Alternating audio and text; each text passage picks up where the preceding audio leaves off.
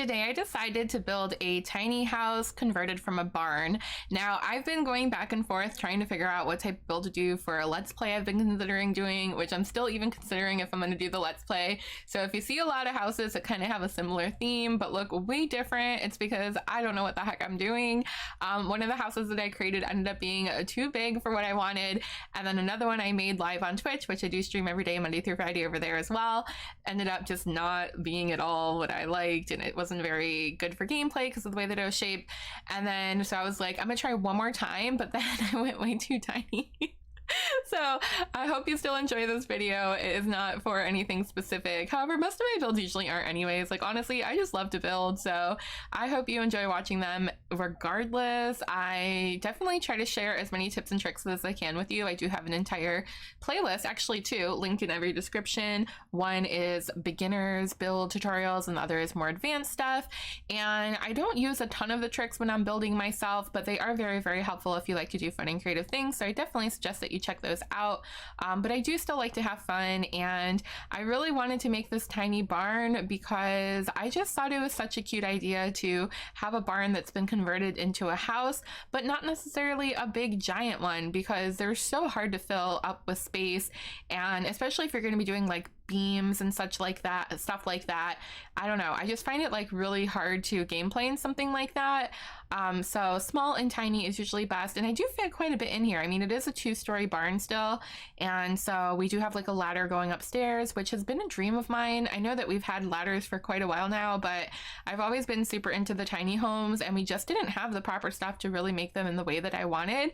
So I think you're going to be seeing a lot more tiny homes on this channel now that we do have things like the ladder. We also have, oh my gosh, so many things that I've been just dying for, like single wall showers, like the one from university. You can squeeze that into so many different places. In fact, I made a single tile bathroom that included a shower, a sink, and a toilet.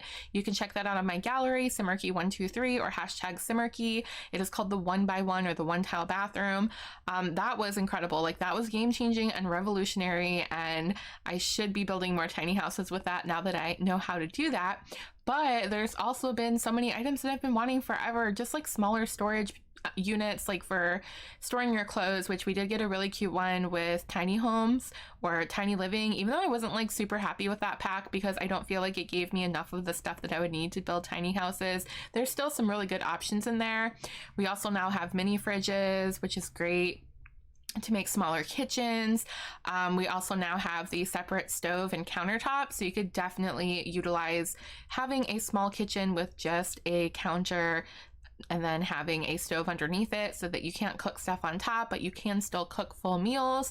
And there's still a few things that I want. For example, I would still like an under the counter trash compactor, because I always, it's not that I forget to put a trash bin, it's just like it's always hard to squeeze one in. It never seems like the proper place to put it, and I feel like I'm just like trying to squeeze it in there just to have it. If we could put them underneath the counters, that would make my life so much better and even help with symmetry. I do have a bit of an issue with things being symmetric and balanced, so when I have to just stick a bin somewhere, especially in a small kitchen, it just throws everything off balance for me. So that's one thing I'm still holding out for. We do have the, I keep wanting to call it a crock pot, but it's like the hot, no, it's not a hot plate, it's not a crock pot, whatever the thing was that we got with the Snowy Escape pack, the hot pot I think it's called. We have that where we can cook now, so just so many more options than we've had before. And I'm still, you know, I'm still holding out hope for a few other things, like I said, but what we have now, I could definitely make some cute tiny homes. And so I'm excited to get back into it. I do love building large family homes as well, but they just take so long to furnish and just to make look perfect. So I usually lose steam by the time I get on the inside. But with something like this, I can really make it very specific. I can stick a lot of clutter, which is literally my favorite thing to do. We can really concentrate on landscaping and having a big, beautiful yard. So yeah, I'm definitely gonna be playing around with more of these. So if you have ideas of what you want to see, definitely let me know in the comments below. And oh my gosh, if you hear that overhead noise, I don't know if that's a plane or a helicopter, but that was super loud. I'm okay. I'm okay. It probably sounds louder than it is if you can hear it, but it's just something passing overhead.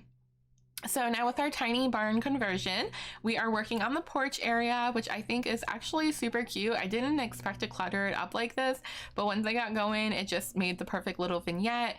So we have a rocking chair with a knitting or a cross-stitching box on the right, adding lots of plants and greenery. And then on the left, we have a little chair with a crate table. And then we have those super cute lanterns. One's base game, and I can't remember where the other one's from. And I was seeing if I could put more columns in here. I was actually looking at a picture for inspiration, even though my house doesn't look anything like the one I was looking at. It did have like this cute little covered porch, and it had more columns, but I thought that just distracted from the view. And I'm using a, was it a 30 by 20 lot? I kind of struggled on which lot to pick because I like the ones that have the big open farmland in Henford-on-Bagley in Cottage Living, but they're huge. I mean, I don't know. I like building on 50s by 40s and 64s by 64s, but I was looking for a spot that was perfect for a 30 by 20. And so I did settle on this one. I can't remember which one it is. Well, it says there 4 Old Mill Lane. And if you're wondering what the heck I'm doing now, I'm going through the gallery to find these stepping stones. I know they're in debug, but I always have such a hard time finding stuff that I want. Debug and live edit objects are incredibly big catalogs with so much stuff, especially if you have all the packs, and I could just get lost in them for hours and hours. So if there's something specific I know that I want, I'll usually go on the gallery and see if somebody else has uploaded it. So whenever people do that, I am extremely grateful for that because it just helps. It helps so much. I can get exactly what I need without spending hours digging, which by the way, I did talk about my tutorials earlier, but if you don't know how to do the live edit objects or the bb.show hidden objects sheet, you can go ahead and watch those tutorials, but it's pretty easy. You literally just type bb.show hidden objects or bb.show live edit objects in your cheat window. And oh my gosh, this was a while ago, but I spent an entire day one time on stream just going through every single item in debug at the time. This was before live edit objects even existed as an option for us to look at. And I found so many cool things like a hair dryer and just like the cutest food clutter and stuff. So there's a lot in there. There's a lot to explore. I know now with Cottage Living, I keep forgetting to go and grab this, but we actually have Mrs. Crumblebottom's purse. So when I'm doing closets and little, you know, dressers and such, I want to go grab those so I can put, you know, a purse along next to our shoe clutter that we now have from Dream Home Decorator. I always want to call it Happy Home Designer, but Dream Home Decorator now gave us like the individual shoes. They still come in pairs, but that's way more easier to clutter with. So we have like shoes and a purse now. It only comes in one color, but still nice to have. And it just, I don't know, I feel like it makes the build way more realistic, and it also gives you a whole bunch of more stuff to play with. But yeah, I don't utilize it enough, but I do when I think about it. So we do have our stepping stones. We did a little bit of landscaping and added our animal shed, and now we're working on ponds, which I love the new pond tool. I used to make ponds that looked pretty realistic previously anyway. The only difference was it had a little bit of a trim around the pond that was forced because it was actually a pool. So now that we don't have to have that, I think it looks even better. And the new decor objects we got with the swans and the ducks and the crocodiles and all the new lotus flowers, just everything is so incredible. They did a really good job with that one. I don't think I have any complaints on that. I think that one is just right. And so now we've moved inside, and I am trying to figure out where to put the ladder. I would have preferred it in front of the window. However, it didn't really make sense, and it probably wouldn't be super safe to have a ladder leaning up against the glass window. And even though it's The Sims, I did want to make it, you know, not look completely weird and out of place. So I ended up just like building a room around it, and I decided to make it a bathroom even though there's a window here. I thought it would work out fine, and I did rearrange it a bit so that the toilet isn't directly in front of the window, so you do have a bit of privacy there, although you could easily add a curtain. I just don't really add curtains in my builds because I don't like any of them. They just annoy me. But now we moved on to the kitchen, and if you'll notice, I usually save the flooring and wallpaper till last. I don't know why I do that. It definitely brings a room together, but I think it just allows me to play with color choices and layouts before I commit to a wallpaper and a flooring, because sometimes it just looks off. And so, like for example, this kitchen, I was originally going to make it blue blue, but then I fell in love with that red stove. And even though blue and red go together, the red cabinets had pink curtains on them. So I was like, oh my gosh, I should do the pink cabinets. And red and pink is definitely a style choice, but I think it's so pretty. I know a lot of people don't like red and pink together, especially in terms of fashion. Like, people say all the times that redheads shouldn't wear pink, but I disagree. I think red and pink are beautiful. I think redheads can wear whatever they want, especially pink. They look so pretty. And so my kitchen is red and pink. It can have a bit of a Valentine's Day vibe to it, but I definitely think I stuck with the countryside cottage core theme here.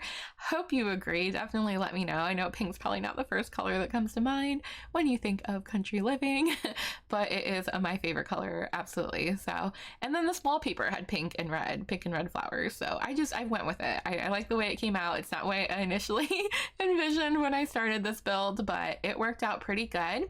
And then I'm using a fence called the window shopper from, I think, Get to Work, to just separate the two tiles, or the two floorings. I used a brick tile in the kitchen and then the wood flooring throughout the rest of the house. And since it's so tiny, it's very obvious when you do that. And so by drawing that fence, your Sims can actually walk over it, and it just places a little border, which again looks pretty real. I have seen, you know, real houses do that. In fact, my house has, I think most houses have that. Like, they have that little trim that changes, you know, or that is in between when the floor changes. And then I decided, why not just put a half wall here so I could really separate the space but still keep it nice and open and airy. And I'm actually shocked we fit so much down here. It's a very small house, but we got a bathroom, a full big kitchen. I think it's a pretty big kitchen, a dining area, and a living room. And since we did have that little angled wall, I thought that was the perfect place to just put a little TV there, one of the older box televisions, which I actually grew up on. Oh my gosh, I almost forgot our secret keyword of the day. If you're still watching, type, oh gosh, what do you call those? Are they really called box TVs? I don't know, type box TV or box television, and if you want to get super sneaky, incorporate it into a comment. Flat screen TVs are totally, you know, the standard now, but that's what I grew up on, those, and used to have to get up and turn the dial by hand to change the channels. My gosh, I'm aging myself, but I thought that would look cute in our little farmhouse. And now I'm just going through and adding all the clutter. Again, that's kind of the process I do. I'll do the floor plan, and then I'll figure out where the furniture is going to go, and then I'll pick, you know, usually the wallpaper and flooring, and then just go ahead and clutter the heck out of it. And I like that. I like that order because it just makes sense in my head, and it's easy to bounce back and forth between the two rooms because we're not moving around too much because it's such a small space. And then I realized the kitchen was probably a bit bigger than I wanted, so even though it cramps it up a tiny bit, I added a little cutting block, like a wood cutting block in the middle. And now we're going through and adding some cute decor, which I've been using so much cottage living, that I literally forgot about the country kitchen kit we got recently. So that's why I use that kitchen and those decor items in here. I might have even mixed it. Did I mix the two? I'm not sure, but I wanted a little bit of a change. It still fits the theme, but it's not all cottage living. And now we're moving up to the upstairs where we have our ladder. And I was originally just going to leave those as dormers, but I figured why not expand it and make this entire upstairs a master suite. We do have to go down the ladder to use the bathroom, which is kind of annoying, but I definitely could have turned one of these into a bathroom, but I didn't think we needed to. I thought we could make a much better use of our space. So the first one I turned into a little wardrobe area, and then I thought about doing a walk-in closet, but I wanted to give the Sim who lives here a hobby instead. And so I added a cute little painting nook, which I thought came out pretty cute. I like it. I would love to have a room like this. I think it's pretty cool. And we definitely have more room in here, so I'm going to add a little ottoman, and then I'm going to go through and fill up all the extra space with plants, because I figured that, you know, the Sim would want a nice big garden. Even though, did I give them, oh my gosh, I didn't give them an area to plant stuff outside. Wasn't really thinking about it. So there should be a place to maybe put something if you want to add a few little gardening plots or gardening patches. But I think I just did the pond and the shed. But I think it came out super cute. It's very, very small, and I love the green door. We've got our shed over here where, yeah, you could definitely put some garden plot patches off to the left. And then here is our cute little porch with the rocking chair and the seating area, and a shot inside of our cute little dining room and pink and red kitchen, which I seriously adore. I think that came out so stinking cute. It is definitely my aesthetic. I love it. Kind of got a retro feel to it as well. And here is our living room, and now now we're moving up to the bedroom. So please enjoy the screenshots. Do me a favor, if you haven't already, make sure to subscribe so you don't miss my next video, and don't forget to comment and leave a like, because I love hearing from you and it motivates me to keep making more videos. And if you have any ideas for what tiny house you want to see next, definitely let me know, and I will see you next time. I hope you have a wonderful day.